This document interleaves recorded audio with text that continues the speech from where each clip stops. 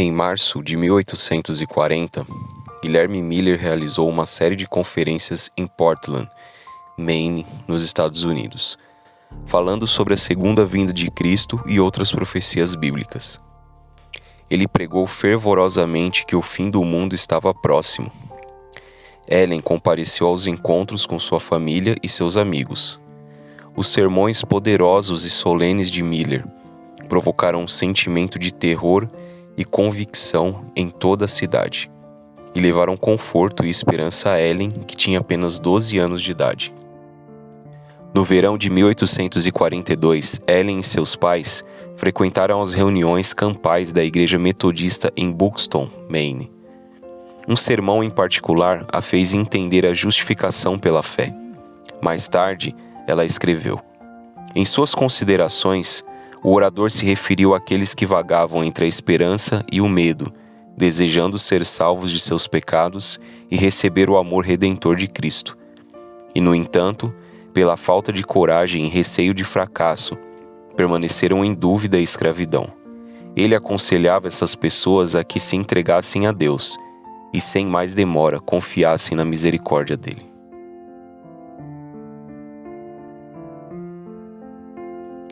Ao retornar da reunião campal, Ellen foi recebida na igreja metodista para um período de experiência, a fim de ser batizada.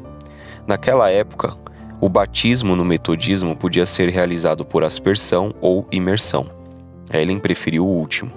Na tarde de domingo do dia 26 de junho de 1842, ela e outras 10 pessoas foram batizadas nas águas da acidentada Baía de Casco, em Portland. Em 1842, Guilherme Miller voltou a Portland para outra série de sermões sobre o segundo advento de Cristo. Ellen frequentou as reuniões fielmente e observou o comportamento e a maneira como Miller pregava. Convencida de que a doutrina apresentada por ele era verdadeira, aceitou plenamente a mensagem, assim como seu irmão mais velho Robert. Ambos decidiram que era seu dever e privilégio se preparar para a vinda do Salvador. Apesar de sua fé, a alegria e a confiança de Ellen muitas vezes foram marcadas por períodos sombrios de perplexidade e preocupação. Quando compartilhou suas ansiedades com a mãe, recebeu a orientação para se aconselhar com Levi F. Stockman, que estava pregando a doutrina do advento em Portland. Ellen contou ao pastor Stockman sobre um sonho que tivera, no qual fora conduzida alguns degraus acima para ver Jesus. Ele a recebeu com um sorriso e disse-lhe: não temas. Ao ouvir isso, o pastor Stockman, com lágrimas nos olhos, colocou a mão sobre a cabeça da jovem e disse: Ellen, você é apenas uma criança. Sua experiência é bastante singular, numa tenra idade como a sua. Jesus deve estar preparando você para algum trabalho especial. Esse foi o ponto decisivo na experiência de Ellen. Naquela tarde, ela assistiu a uma reunião de oração e fez sua primeira oração em público. Louvo a Deus do fundo do meu coração, ela disse.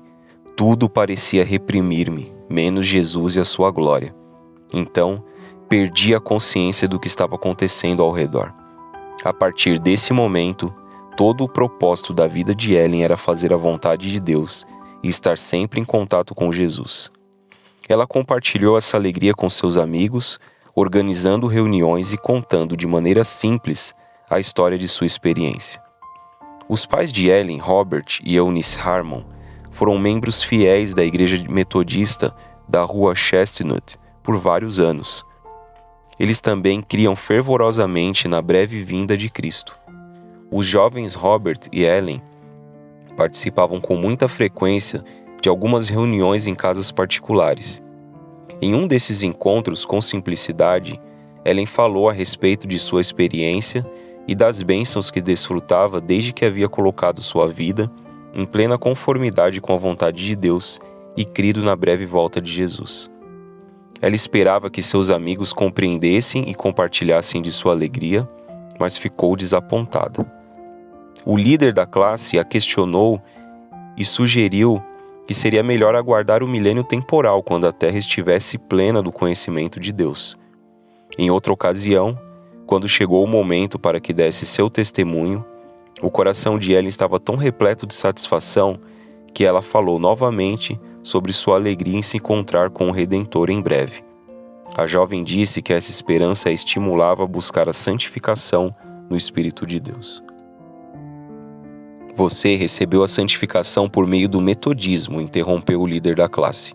Pelo metodismo, irmã, e não por teorias errôneas. Ellen se sentiu forçada a confessar a verdade. Ela não havia recebido a nova bênção no metodismo, mas por meio das verdades comoventes relacionadas à breve vinda de Cristo. Esse foi o último testemunho que ela compartilhou em uma reunião metodista. Seu irmão Robert prosseguiu com uma mensagem clara e impressionante. Apesar de alguns ficarem muito sensibilizados, outros tossiam para expressar que discordavam e que não estavam se sentindo à vontade.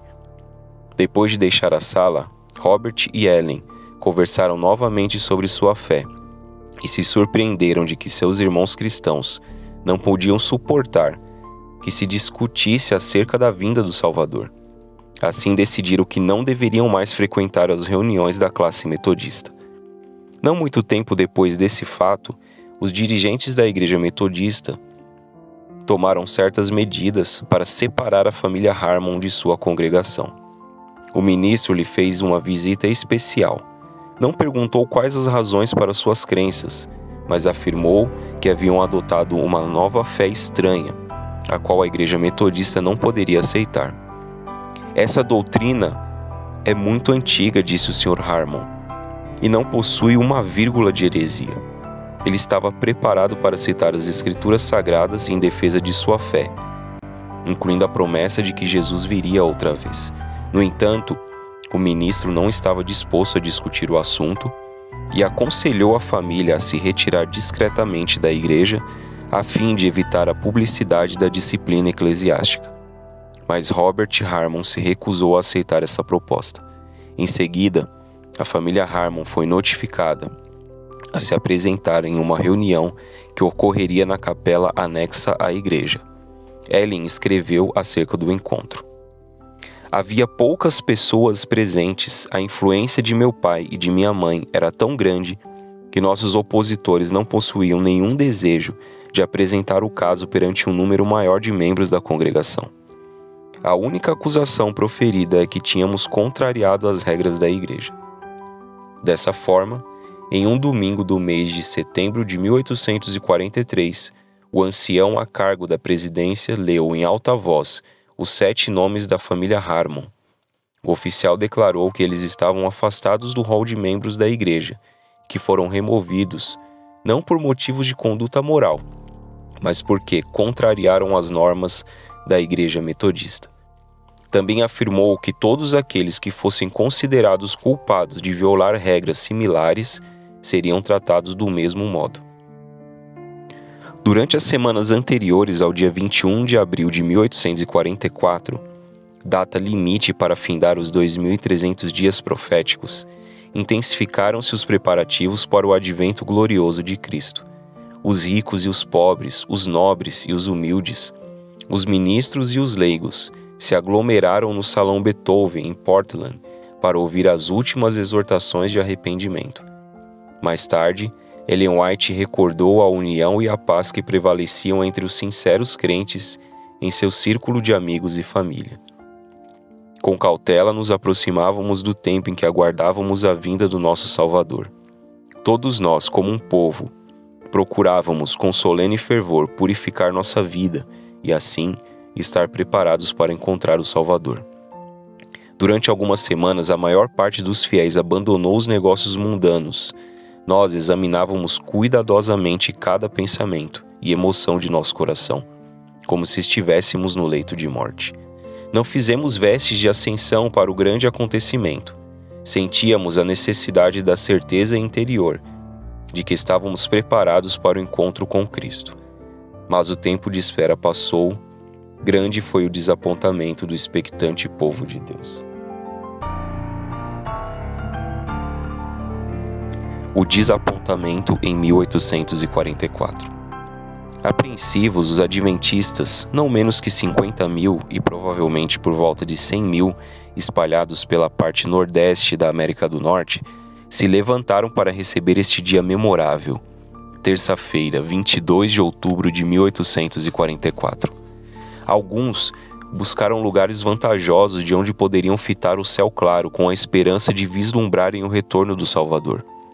Quando Jesus viria, as horas da manhã passaram lentamente. O meio-dia chegou. Depois a tarde veio. Finalmente a escuridão desceu sobre a terra. Mas ainda era 22 de outubro e seria até meia-noite. Enfim, a última hora chegou e Jesus não veio. A decepção foi quase indescritível. Em anos posteriores, alguns escreveram a respeito dessa experiência. Ian Edson deu um relato vívido de como aguardavam a vinda do Senhor até que o relógio bateu 12 vezes à meia-noite. Assim, a nossa decepção foi certa. Nossas maiores esperanças e expectativas foram destroçadas. Um espírito deprimente tomou conta de nós como nunca antes. Parecia que a perda de todos os amigos terrenos não poderia se comparar com essa dor. Nós choramos e choramos até o dia amanhecer. Eu refleti em meu coração dizendo: minha experiência adventista tem sido a mais rica e a mais brilhante de toda a minha vida cristã. Se isso fosse o resultado de um fracasso, que valor teria o restante de minha experiência? Será que não existe um Deus, um céu, uma cidade com ruas de ouro e um paraíso? Será que tudo é uma fábula engenhosamente inventada? Será que nossas esperanças e expectativas são de fato reais? Se todas as nossas esperanças mais almejadas haviam se perdido, por certo tínhamos algo pelo qual nos entristecer e chorar. E como disse, choramos até o amanhecer. Ellen White relatou seu testemunho pessoal. Estávamos desapontados, mas não desanimados. Resolvemos evitar toda murmuração na experiência crucial em que o Senhor eliminava de nós as escórias e nos refinava como ouro no crisol. Decidimos nos submeter pacientemente ao processo de purificação que Deus considerava necessário para nós e aguardar com esperança o Salvador redimir seus fiéis. Estávamos firmados na crença de que a pregação do tempo designado era de Deus. Isso levou muitos a estudarem a Bíblia diligentemente, descobrindo verdades nunca antes compreendidas. Nossa decepção não foi tão grande como a dos primeiros discípulos. Quando o Filho do Homem entrou triunfantemente em Jerusalém, esperavam que fosse coroado como rei. Poucos dias depois, os discípulos viram seu amado mestre, aquele que para eles reinaria sobre o trono de Davi, ser colocado sob uma rude cruz, sendo ridicularizado e zombado pelos fariseus. Suas mais elevadas esperanças foram inundadas por um amargo desapontamento, e as trevas da morte os envolveram. Mesmo assim, Cristo foi fiel às suas promessas.